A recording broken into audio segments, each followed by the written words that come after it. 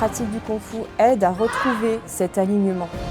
On vient travailler dans le corps et en fait on travaille l'inconscient. Le corps qui ne sait pas mentir porte toutes les mémoires de l'inconscient.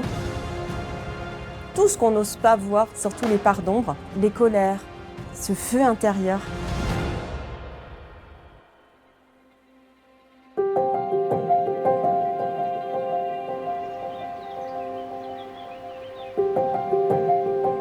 Le kung-fu est un art martial et énergétique. C'est un chemin de connaissance de soi à travers le corps.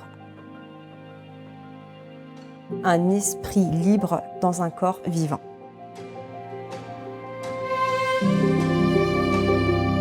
La force du groupe, elle est juste exceptionnelle. L'autre est vraiment un miroir pour soi. Elle voit en moi ce que moi, j'ai pas su voir. Le groupe est incroyable parce qu'il y a cette ambiance de bienveillance, d'envie de se dépasser soi-même. C'est vrai que la météo n'était pas forcément au rendez-vous à ce moment-là. Il y avait vraiment beaucoup de dénivelé. Le fait de se retrouver toutes dans le même bateau, un petit peu dans l'inconfort, il y a un moment donné où il faut aussi accepter les éléments tels qu'ils viennent. On ne peut pas tout maîtriser. Ça ne doit pas nous empêcher d'avancer pour autant. Parce que c'est toujours en sortant de notre zone de confort que la magie opère, quoi. Je pense qu'avant ce stage, je voyais le kung-fu vraiment comme du combat, une façon de se protéger ou de se défendre. Je n'avais pas conscience de la profondeur, de la liberté qu'on touche quand on sent sa propre puissance. C'est vraiment un état d'esprit qu'on développe qui va infuser dans le quotidien et faire qu'on a un apaisement et une puissance qui s'installe.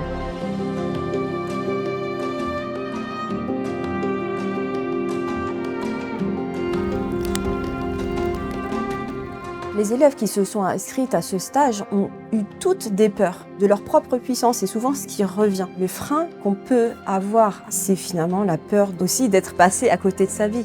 Mais il n'est jamais trop tard. Je pense que le plus dur pour moi, ça a été le matin, le qigong et la méditation. C'est face à toi-même. Tu es obligé de rentrer au plus profond de toi et quand on ne fait pas souvent face à soi-même, c'est compliqué. Ce qui est dur, c'est de sentir que mon corps, il veut pas. Dans cette difficulté-là, je peux trouver des facilités. C'est-à-dire, c'est juste à moi de changer mon état d'esprit, de faire des ajustements. J'ai énormément de choses qui se sont libérées dans le corps, physiquement. Des tensions, des nœuds que j'avais depuis des années, je les ai sentis physiquement pendant les séances de Qigong, notamment le matin à 7 h à jeun dans la montagne. Là, c'était vraiment puissant. J'ai tendance, moi, à être un petit peu tout le temps dans le contrôle, en sous-respiration, un peu en apnée parfois. Ça permet de travailler l'ouverture du diaphragme. Chaque position a un but précis, a une action sur un organe. J'ai découvert que j'étais capable de me sentir sereine intérieurement et solide.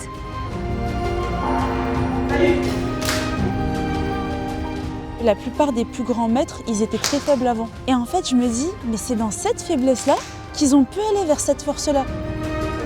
Je souhaite les voir se dépasser dans l'effort sur soi, dans l'effort physique, voir en elles développer leur courage, retrouver de l'énergie et une certaine posture intérieure. Ça se voit dans leur regard, dans leur posture, les traits sont plus apaisés, plus ouverts. C'est toutes ces choses-là que j'attends.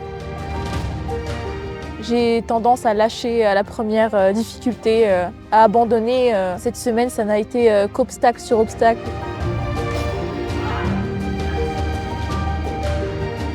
La femme qui est arrivée, elle avait une part en elle qui était enterrée, cette part de guerrière. Et puis là, en fait, elle est bien réveillée, elle est consciente et elle demande qu'à prendre sa place.